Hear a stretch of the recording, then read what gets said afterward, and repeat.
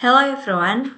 In this video, we will introduce the mini BOARDBAND-2 or MBB-2, a broadband seismic sensor used to record ground vibration for accurate monitoring and geophysical studies.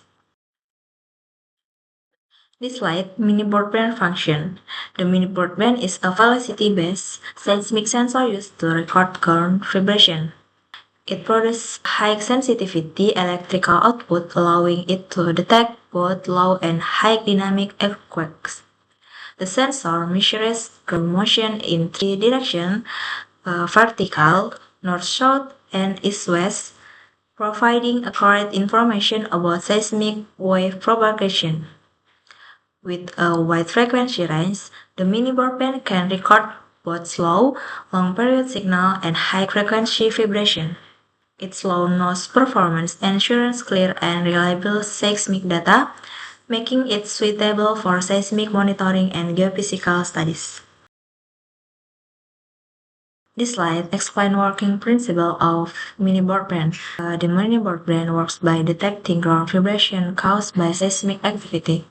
When seismic waves move toward the earth, the sensor's body moves with the ground, while an internal mass tends to remain still. This creates a difference in motion inside the sensor. The sensor electronic system converts this motion difference into electrical voltage. This voltage represents the velocity of ground movement, allowing accurate measurement of seismic motion. The mini broadband records ground movement in three directions: vertical, north-south, and east-west, providing clear information about seismic wave propagation. With stable performance over a wide frequency range, the sensor can record both slow and fast ground vibration reliably. In this slide, we will talking about MBB-2 performance analysis. The power spectral density analysis at our station confirms that the MBB-2 sensor is highly stable, with signal power remaining within the international NHNM and NLNM noise boundaries. This ensures high precision seismic data with minimal background noise. And then national standardization. MBB-2 units are deployed from Aceh to Papua to standardize our infrastructure. Integrate with Q330S plus digitizers, the setup eliminates regional data gaps and ensures synchronized data transmission across the national network. Here, we will talking about network reinforcement. The expansion into Sulawesi, Nusa Tenggara, and Maluku increases station density in high-risk zones. The MBB-2's durability in diverse environments directly enhance the accuracy of earthquake parameters and the speed of our national early warning system. This map illustrates the extensive distribution of MBB-2 seismic sensors throughout Indonesia. As of December 23, 2025, the sensor successfully deployed a total of 39 seismic stations.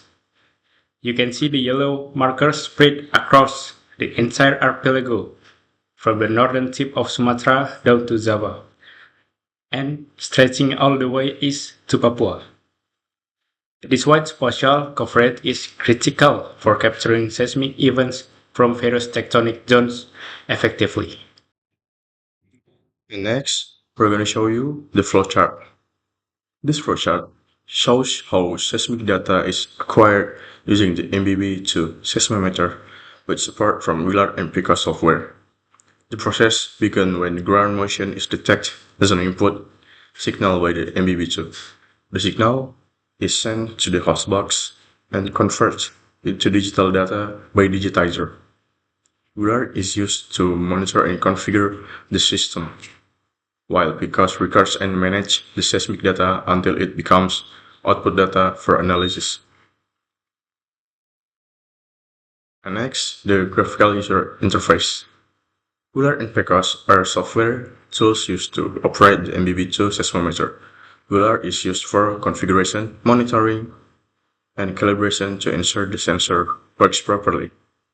Pecos is used to record seismic data continuously, manage channel, synchronize time, and display real-time waveform.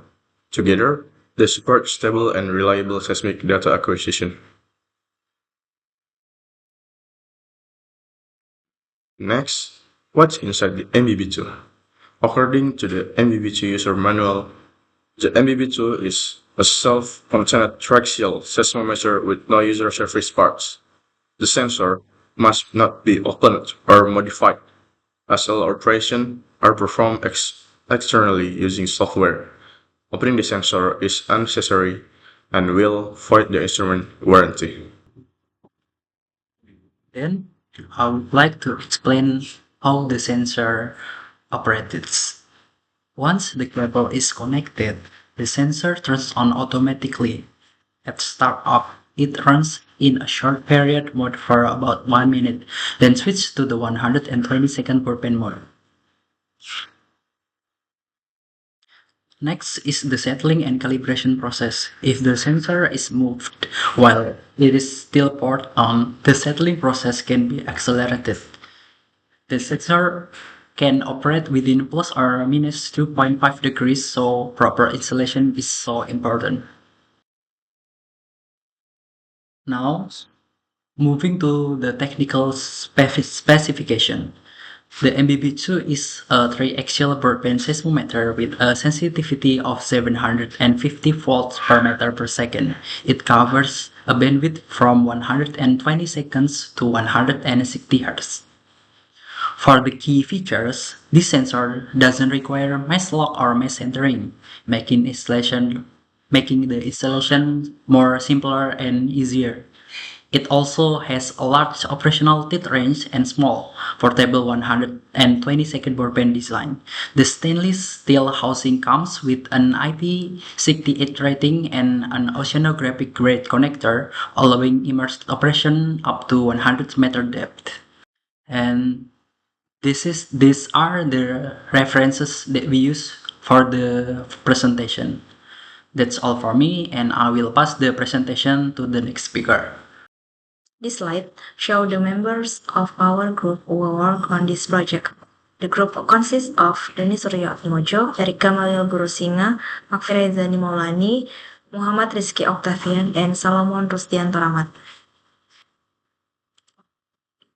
Thank you for watching this presentation. We hope this explanation has helped you understand the mini broadband 2 and its role in seismic monitoring. Thank you for your attention.